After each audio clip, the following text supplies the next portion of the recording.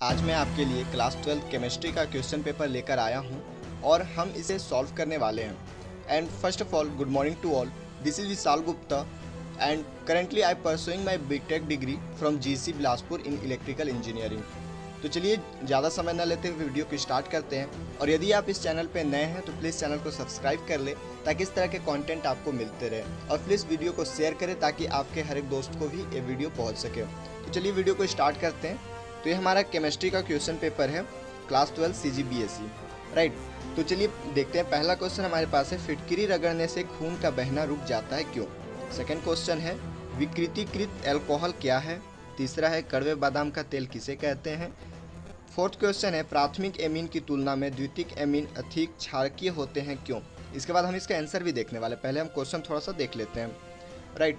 हमारा next question है, दूध में उपस्थित शर्करा का नाम बताइए। छठवां क्वेश्चन है, यदि 22 ग्राम बेंजीन में 122 ग्राम कार्बन टेट्राक्लोराइड घुली हो तो बेंजीन एवं कार्बन टेट्राक्लोराइड के द्रव्यमान प्रतिशत की गणना कीजिए। नेक्स्ट क्वेश्चन है, ऊर्जा अवरोध क्या है समझाइए। उसके बाद 8वां क्वेश्चन है, उत्कृष्ट गैसों के परमाणु आकार तुलनात्मक रूप से बड़े होते हैं क्यों। 9वां है, हाफमैन मस्टर्ड आयन ऑयल अभिक्रिया को रासायनिक समीकरण सहित समझाइए। 10वां क्वेश्चन है, एसिटल्डिहाइड से एमिनो एथेन कैसे प्राप्त किया जाता है।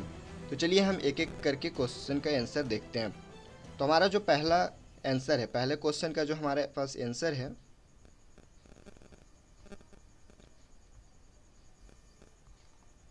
वो ये है। पहला क्वेश्चन हमारे पास क्या था, पहला क्वेश्चन था कि फिटकरी रगड़ने से खून का बहना रुक जाता है क्यों। तो चलिए देखते हैं। रक्त में एल्बुमिनॉइड के ऋण आवेशित कोलाइडी कण होते हैं। जब रक्तस्राव वाले स्थान पर फिटकरी लगाई जाती है तो फिटकरी में उपस्थित Al3+ आयन रक्त के इन ऋणावेशित कोलाइडी कणों को स्कंदित कर रक्त का थक्का बना देती है, जिससे रक्त का बहना रुक जाता है, राइट। ये 1 नंबर का क्वेश्चन है। यदि आप इतना लिखते हो तो आपको 1 नंबर भरपूर मिल जाएगा। चलिए दूसरा क्वेश्चन हमारे पास क्या था कि विकृतीकृत अल्कोहल क्या है। तो इसका आंसर हम देखते हैं।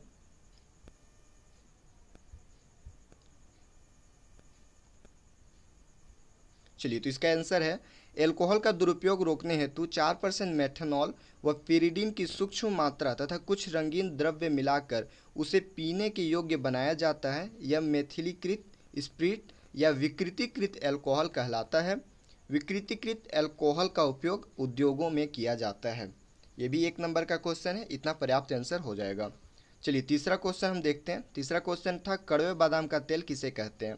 तो इसका आंसर है, कड़वे बादाम का तेल बेंजिल्डिहाइड C6H5CHO, इसको कड़वे बादाम का तेल कहा जाता है।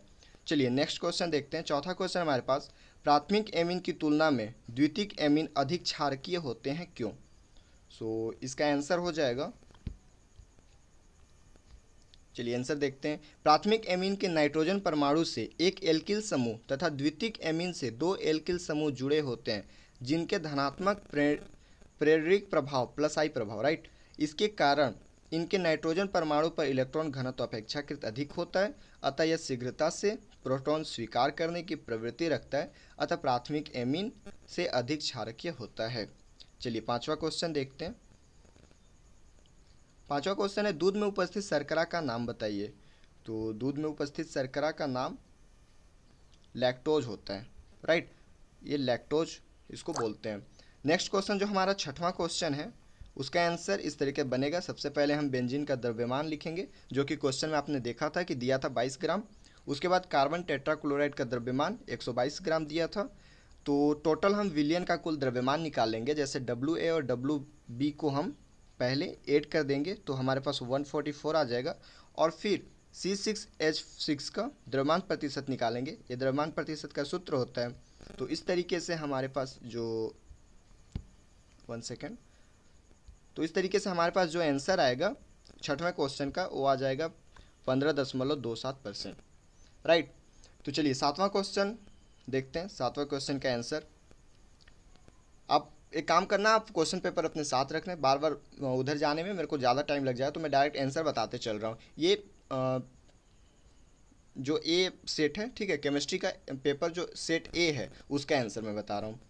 उस न्यूनतम ऊर्जा को जिसे प्राप्त करने के बाद ही अभिकारक अणु उत्पाद में परिवर्तित हो सकते हैं ऊर्जा अवरोध कहलाते हैं। अभिकारी अणु जब तक इस शिखर की ऊंचाई तक नहीं पहुंचते तब तक वे सक्रिय संकुल नहीं बना सकते तथा उत्पाद में परिवर्तित नहीं हो सकते। यह ठीक उसी प्रकार है जैसे किसी पहाड़ी के शिखर पर पहुंचे बिना पहाड़ी के दूसरी ओर नहीं पहुंच सकते। तो ये इस तरीके से हमारे 7वें क्वेश्चन का आंसर होता है। चलिए एक बार हम 7वां क्वेश्चन देख लेते हैं। 7वां क्वेश्चन क्या था हमारे पास? तो 7वां क्वेश्चन था ऊर्जा अवरोध क्या है समझाइए। तो इसका क्वेश्चन हमने देख लिया आंसर। अब हम 8वें क्वेश्चन को देखेंगे। तो 8वां क्वेश्चन हमारे पास है उत्कृष्ट गैसों के परमाणु आकार तुलनात्मक रूप से बड़े होते हैं क्यों? चलिए 8वां क्वेश्चन का आंसर हम देखते हैं। तो ये हमारे 8वें क्वेश्चन का आंसर है उत्कृष्ट गैसों की परमाणु त्रिज्या आकार वांडरवाल त्रिज्या के रूप में ली जाती है जबकि अन्य तत्वों के लिए सहसंयोजित त्रिज्या ली जाती है क्योंकि इनके लिए सहसंयोजित त्रिज्या ज्ञात नहीं की जा सकती। चूंकि वांडरवाल त्रिज्या का मान सहसंयोजित त्रिज्या से अधिक होता है अतः उत्कृष्ट गैसों के परमाणविक आकार तुलनात्मक रूप से बड़े होंगे। ये हमारे 8वें क्वेश्चन का आंसर है। चलिए 9वां क्वेश्चन देखते हैं। 9वां क्वेश्चन हमारा हाफमैन विधि था, तो इसको कैसे डिफाइन कर सकते हैं आइए देखते हैं। तो सबसे पहले तो प्राथमिक एमीन को कार्बन डाइसल्फाइड और मर्क्यूरिक क्लोराइड के साथ हल्का गर्म करने पर एल्किल आइसोथायोएनाइनेट बनता है जिसकी गंध सरसों के तेल जैसी होती है। तो ये आपके पास रिएक्शन है, आप इस रिएक्शन को लिख लेना, ठीक है। चलिए 11वां क्वेश्चन हम देखते हैं। तो 11वां क्वेश्चन हमारे पास हेनरी का नियम लिखना था, राइट। तो हेनरी का नियम हमारे पास है गैसों की द्रवों में विलेयता पर दाब का प्रभाव दर्शाने के लिए विलियम हेनरी ने एक नियम सन 1905 में दिया जो हेनरी का नियम कहलाता है। इस नियमानुसार अगर आप इस तरीके से लिखते हैं तो आपके मैक्सिमम नंबर गेन करने के चांसेस बढ़ जाते हैं, राइट। तो चलिए देखते हैं। उसके बाद जो हेनरी का नियम है वो बताता है कि स्थिर ताप पर किसी विलायक के निश्चित आयतन में विलेय गैस का द्रव्यमान गैस के दाब के समानुपाती होता है। यदि विलायक की इकाई आयतन में विलेय गैस का द्रव्यमान m तथा दाब p हो तो m समानुपाती p, ठीक है। जहाँ पे समानुपाती का चिन्ह हटा के हम k रखते हैं जो कि k कांस्टेंट है, एक स्थिरांक है। इसका अनुप्रयोग भी हमें बोला था लिखने के लिए। तो अनुप्रयोग में पहला अनुप्रयोग जो हमारे पास है सोडा जल एवं शीतल पेयों में CO2 की विलेयता बढ़ाने के लिए बोतल को अधिक दाब पर बंद किया जाता है। ये हमारा पहला अनुप्रयोग हो गया। दूसरा अनुप्रयोग है अधिक ऊंचाई पर O2 का आंशिक दाब पृथ्वी की सतह की तुलना में अधिक होता है अतः इन स्थानों पर रहने वाले व्यक्तियों आरोहकों के रुधिर तथा उत्तकों में O2 की सांद्रता निम्न हो जाती है। इसके कारण आरोहक कमजोर हो जाता है। चलिए 12वां क्वेश्चन हम देखते हैं। क्या था हमारे पास 12वां क्वेश्चन? 12वां क्वेश्चन है, देखिए आप देख सकते हो जैसे आभासी छद्म एक आणुक अभिक्रिया किसे कहते हैं, एक उदाहरण सहित समझाइए। ये आपका 3 नंबर का क्वेश्चन है। तो आइए देखते हैं किस तरीके से हम इसका आंसर लिख सकते हैं ताकि हमें 3 में 3 मिल सके। आभासी एक अणुक अभिक्रिया। और फाइनली मैं आपको एक बता दूं कि इस बार जो मार्किंग का पैटर्न है वो आपके लिखने का तरीके पे ही आपको मार्क्स दिए जाएंगे या और एक आपके राइटिंग पे, क्योंकि सबको पता है कि सब देख कर लिख रहे हैं तो कंटेंट उतना नहीं करेगा, मैटर नहीं करेगा। तो आप अच्छे से राइटिंग बैठा कर लिखेंगे और अच्छे से टेक्निक से लिखेंगे, राइट। तो चलिए 12वां क्वेश्चन देखते हैं। आभासी एक अणुक अभिक्रिया वे अभिक्रियाएं जिसमें क्रिया के लिए एक से अधिक अणु आवश्यक होते हैं लेकिन क्रिया के फलस्वरूप केवल एक अणु के सांद्रण में परिवर्तन होता है, आभासी एक अणुक अभिक्रिया कहलाती है। इसका उदाहरण भी आप दे सकते हो, जैसे एथिल एसीटेट का जल अपघटन निम्न प्रकार से प्रदर्शित किया जाता है CH3COOC2H5 + H2O, उसके बाद CH3COOH + C2H5OH बन जाएगा। इस अभिक्रिया में क्रियात्मक के 2 अणु भाग ले रहे हैं अतः इनकी अणु संख्यक 2 है किंतु जल अधिक मात्रा में उपस्थित रहता है अतः केवल CH3COOC2H5 के सांद्रण में परिवर्तन होता है। इसका दर समीकरण निम्न प्रकार से होता है दर = K और फिर एक फॉर्मूला। अतः यह अभिसारी एक अणुक अभिक्रिया है, आप बता सकते हो। चलिए नेक्स्ट क्वेश्चन देखते हैं। हमारा 13वां क्वेश्चन क्या बोल रहा है? द्रव स्नेही एवं द्रव विरोधी में क्या करना है, अंतर लिखना है, कोई 3 अंतर लिखना है, क्योंकि 3 मार्क्स का दिया है तो हम 3 अंतर लिखेंगे तो काम चल जाएगा। चलिए तो 3 अंतर हम देखते हैं क्या क्या लिख सकते हैं, जैसे द्रव स्नेही कोलाइड और द्रव विरोधी कोलाइड। पहला अंतर हो जाता है, विलेय को विलायक में घोलने से कोलाइडी विलयन बन जाता है, जबकि द्रव विरोधी में इनको बनाने के लिए विशेष विधियाँ अपनाई जाती है। द्रव स्नेही स्थायी होता है, द्रव विरोधी अस्थायी होता है। द्रव स्नेही आसानी से स्कंदित नहीं होता, लेकिन जो द्रव विरोधी है आसानी से स्कंदित हो जाते हैं। चलिए 14वां क्वेश्चन देखते हैं। 14वां क्वेश्चन हमारे पास है, प्रयोगशाला में सल्फर डाइऑक्साइड कैसे बनाया जाता है। ठीक है, तो उसी को पूछ रहा है कि प्रयोगशाला में सल्फर डाइऑक्साइड कैसे बनाया जाता है, सल्फर डाइऑक्साइड के विरंजक गुण को समझाइए। तो चलिए देखते हैं किस तरीके से हम इसका आंसर लिखें ताकि हमें अच्छे नंबर मिल सकें। प्रयोगशाला में सल्फर डाइऑक्साइड तांबे का छीलन और सांद्र सल्फ्यूरिक अम्ल की क्रिया द्वारा बनाया जाता है। यह क्रिया इस प्रकार होती है, आप ये फॉर्मूला भी समीकरण भी इक्वेशन लिख सकते हो।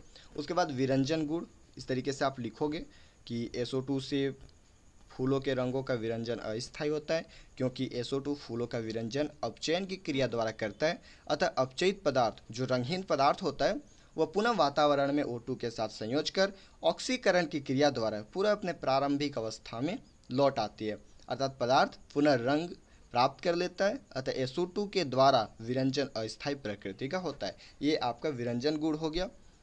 जैसे आप मार्किंग देखिए हो कि वन एंड हाफ मार्क्स का दिया है 2 चीज़। ठीक है, उसके बाद ये आप इक्वेशन लिख सकते हो, इससे आपको अच्छे नंबर मिल जाएंगे। चलिए 15वां क्वेश्चन देखते हैं कि 15वां क्वेश्चन क्या है। अंतर हैलोजन यौगिक क्या है, किन्हीं 2 अंतर हैलोजन यौगिकों की संरचना लिखिए। तो सबसे पहले तो आपको आप यहाँ देख सकते हो कि जो पहला क्वेश्चन है अंतर हैलोजन यौगिक क्या है, इसके लिए 1 मार्क्स दिए गए हैं और 2 हैलोजन यौगिकों की संरचना के लिए 2 मार्क्स अलॉट किए गए हैं। तो इसी तरीके से हम आंसर भी लिखेंगे। तो ये रहा हमारा 15वां आंसर, 15वां क्वेश्चन का आंसर हो गया। हैलोजन परिवार के सदस्यों की ऋण विद्युतता में अंतर होने के कारण जब 2 भिन्न हैलोजन आपस में मिलकर द्विअंगी यौगिक बनाते हैं तो इन्हें अंतर हैलोजन यौगिक कहते हैं। ये भिन्न छोटा भी होगा। उदाहरण आप दे सकते हो, ClF3 sp3d संकरण होता है और इसका जो शेप होता है वो T आकृति का होता है। ठीक है, यहाँ जो बॉन्ड पेयर इलेक्ट्रॉन होते हैं वो 3 है बॉन्ड पेयर और लोन पेयर 2 हो जाते हैं। ठीक है, चलिए दूसरा एग्जाम्पल दे सकते हो, ClF5 sp3d2 संकरण होता है और इसका जो शेप होता है पिरामिडीय आकृति होता है। यहाँ पर 5 बॉन्ड पेयर बनते हैं और 1 लोन पेयर बनता है। राइट, तो चलिए इसके बाद हम 16वां क्वेश्चन देखते हैं कि क्या है 16वां क्वेश्चन में। तो 16वां क्वेश्चन, निम्नलिखित सहसंयोजी यौगिकों के IUPAC नाम लिखना है। ठीक है, आप देख सकते हो 3 दिया है यहाँ पे, उसका IUPAC नाम लिखना है। तो चलिए देखते हैं क्या क्या हो जाएगा IUPAC नाम में। ये देखिए जो पहले यौगिक दिया है उसका पोटेशियम टेट्रासाइनो निकिलेट सेकेंड यौगिक, सेकेंड वाले को dichlorido 20 ethylene diamine cobalt third chloride and third वाले को बोलेंगे hexaamine chromium third ion. Right, इस तरीके से हमारा 16 तक क्वेश्चन कंप्लीट हुआ। चलिए अब 17वां क्वेश्चन देखते हैं। SN1 अभिक्रिया के उदाहरण से ही समझाना है। राइट, बहुत ही अच्छा इंटरेस्टिंग क्वेश्चन है और आई होप आपको सब पढ़े होंगे इसको। चलिए तो इसका आंसर देखते हैं। न्यूक्लियोफिलिक प्रतिस्थापन अभिक्रिया भी बोलते हैं, राइट, SN1 को। तो एल्किल हैलाइड को किसी प्रबल न्यूक्लियोफिलिक अभिकर्मक जैसे OH-, NH2, Cn- नेगेटिव आदि के साथ गर्म करने पर हैलाइड का विस्थापन हो जाता है। RX प्लस जो न्यूक्लियोफाइल को हम करते हैं इसके साथ, जब जो हमारे पास RX है जब न्यूक्लियोफाइल के साथ रिएक्ट कराएंगे तो ये X को अलग कर देता है और NU इसके साथ जाके अटैक कर लेता है और हैलोजन बाहर निकल जाता है। चलिए SN1 या एक अणुक, ठीक है, SN1 या एक अणुक क्रियाविधि भी लिखेंगे किस तरीके से रिएक्शन होता है। तो यह क्रियाविधि 2 चरणों में होती है। ठीक है, 2 स्टेप में इसको हम करेंगे। फर्स्ट स्टेप में क्या करना है, CX बंध के विषम विदलन से कार्बोकेटायन बनता है। ठीक है, जैसे आप देख सकते हो कि RX टूट के अलग अलग हो जाता है R+ में और x माइनस में। ठीक है, उसके बाद हम जो सेकेंड स्टेप करने वाले हैं, चलिए देखते हैं सेकेंड स्टेप में हम क्या करेंगे। पहले तो फर्स्ट स्टेप को ही एक बार अच्छे से करते हैं डिफाइन। यह पद धीमी गति से होता है जो दर निर्धारक पद है। इसमें केवल 1 मोल अभिकारक की सांद्रता में परिवर्तन होता है, अतः यह एक अणुक SN1 अभिक्रिया है। सॉरी, यहाँ भी बड़ा की होगा, मिसप्रिंट हो, गलती से लिखा गया।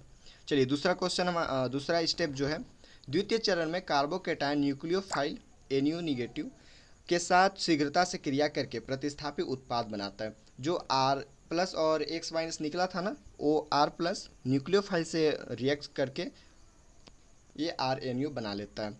चलिए एक एग्जाम्पल भी दे सकते हैं हम SN1 क्रियाविधि में। जो SN1 क्रियाविधि है जिसके बारे में हम पढ़ रहे हैं, तो SN1 क्रियाविधि में एल्किल हैलाइडों की क्रियाविधि की क्रम 3 डिग्री, 2 डिग्री, 1 डिग्री होता है। अतः तृतीय ब्यूटिल हैलाइड इस क्रिया द्वारा प्रतिस्थापन अभिक्रिया देते हैं। तो ये रिएक्शन भी आप दे सकते हो। इस तरीके से आपका 17वां क्वेश्चन कंप्लीट हुआ। 18वां क्वेश्चन, चलिए देखते हैं 18वां क्वेश्चन क्या था हमारे पास। फिनोल से निम्न यौगिक कैसे प्राप्त करेंगे। फिनोल से हमें निम्न यौगिक जैसे 2,4,6 ट्राइब्रोमोफिनॉल और बेंजीन बनाना है, तो इसको हम कैसे बनाएंगे आइए देखते हैं। तो पहला फिनोल जलीय ब्रोमाइड, आप जैसे देख सकते हो कि इस टाइप के हम ये रिएक्शन है, आप इस रिएक्शन को एज इट इज़ लिख सकते हो। ठीक है, उसके बाद 18वां का जो सेकेंड फिनोल बनाना था, फिनोल का Zn चूर्ण के साथ आसवन करने पर वह बेंजीन में अपचयित हो जाता है, और ये आप रिएक्शन समीकरण लिख सकते हो। चलिए 19वां क्वेश्चन देखते हैं। 19वां क्वेश्चन हमारे पास था, विलियमसन की अविरल इथरीकरण विधि क्या है, क्या यह अविरल विधि है, कारण दीजिए। चलिए तो 19वां क्वेश्चन देखते हैं। विलियमसन की अविरल इथरीकरण विधि एथिल एल्कोहल और सांद्र H2SO4 के मिश्रण को 410 केल्विन पर गर्म करके बनाया जाता है। ये दोनों आप इसका समीकरण लिख सकते हो, राइट। उसके बाद डाइएथिल ईथर, इस अभिक्रिया में पद 2 में H2SO4 पुनः उत्पन्न हो जाता है, जो C2H5OH से पद 1 के अनुसार क्रिया करके उसे पुनः ईथर में बदलता है। इस प्रकार यह क्रिया आगे चलती रहती है। इस कारण इस विधि को इस विधि के अविरल इथरीकरण की विधि कहते हैं। परंतु वास्तव में यह विधि जो है निरंतर नहीं है, क्योंकि H2SO4 का जो SO2 में विघटन हो जाता है तथा कुछ समय बाद H2SO4 के तनु हो जाने पर अभिक्रिया मंद हो जाती है तथा H2SO4 की अधिक मात्रा बाद में मिलानी पड़ती है। तो इस तरीके से 19वां क्वेश्चन भी हमारा कंप्लीट हुआ। चलिए नेक्स्ट क्वेश्चन 20वां का आंसर हम देखते हैं। आप फार्मल्डिहाइड की NH3 के साथ अभिक्रिया कराने पर हेक्सामेथिलीन टेट्राएमीन बनता है, जिसे यूरोट्रोपिन भी कहते हैं, राइट। तो इस तरीके से आप 20 का भी आंसर लिख सकते हैं। इसका आप चाहे तो उपयोग भी लिख लें। इसका उपयोग गठिया रोग या मूल संबंधी रोगों की चिकित्सा में किया जाता है। 22वां क्वेश्चन है कि DNA और RNA में अंतर डिफाइन कीजिए, राइट। तो DNA और RNA में अंतर है। DNA में यह द्विकुंडलित संरचना में पाया जाता है, और जो RNA के साइड हम लिखेंगे यह एकल श्रृंखला के रूप में पाया जाता है। DNA में डीऑक्सी राइबोज शर्करा पाई जाती है, जबकि RNA में राइबोज शर्करा पाई जाती है। ठीक है, DNA में आनुवांशिक सूचनाओं के वाहक का कार्य करती है, और RNA ये प्रोटीन संश्लेषण में भाग लेते हैं। चलिए 23वां क्वेश्चन FCC लिखना है, ठीक है, जो चैप्टर 1 में हमने पढ़ा था। तो फलक केंद्रित घनीय एकल सेल, जिसको शॉर्ट में FCC भी बोलते हैं। तो इस प्रकार के एकल सेल में घन के 8 कोनों पर तथा सभी 6 फलकों के केंद्र पर परमाणु उपस्थित होते हैं। कोनों पर स्थित परमाणु का योगदान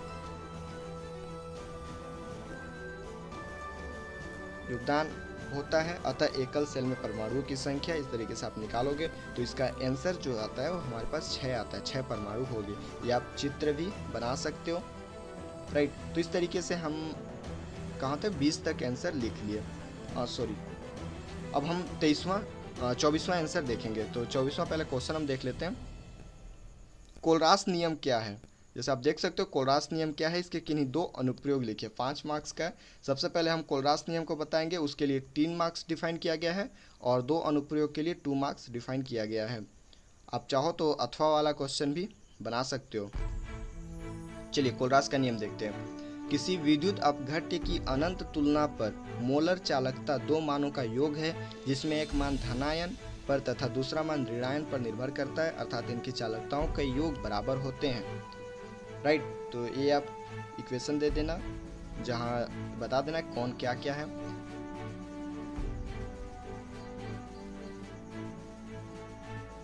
चलिए इसका अनुप्रयोग भी 2 हैं, जैसे दुर्बल विद्युत अपघट्य के लिए अनंत तनुता पर मोलर चालकता ज्ञात करना।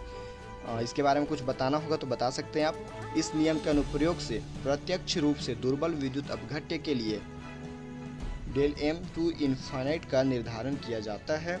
उदाहरण में यदि हमें दुर्बल विद्युत अपघट्य CH3COOH के लिए ज्ञात करना होता है तो 3 प्रबल अपघट्य निकालते हैं। ठीक है, दूसरा वैसे हम बता सकते हैं वियोजन की मात्रा ज्ञात करना। वियोजन की मात्रा अधिक होने पर मोलर चालकता भी अधिक होती है। अंततः तनुता C=0 पर मोलर चालकता का मान अधिकतम हो जाता है, क्योंकि इस पर वियोजन पूर्ण होता है, अतः वियोजन की मात्रा कितना होगा। राइट, तो इस तरीके से आप 24वां का भी आंसर लिख सकते हैं। तो इस तरीके से हमारा ये कंप्लीट हुआ केमिस्ट्री का।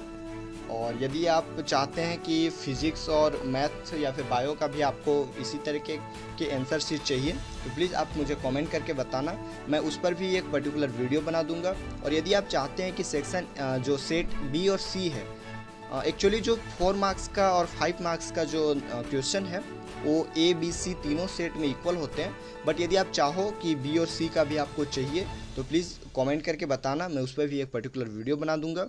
तो आई होप आपको ये वीडियो अच्छा लगा होगा और आप आंसर शीट इससे लिख सको। तो thank you for watching this video and share करना ना भूले, अपने दोस्तों को भी शेयर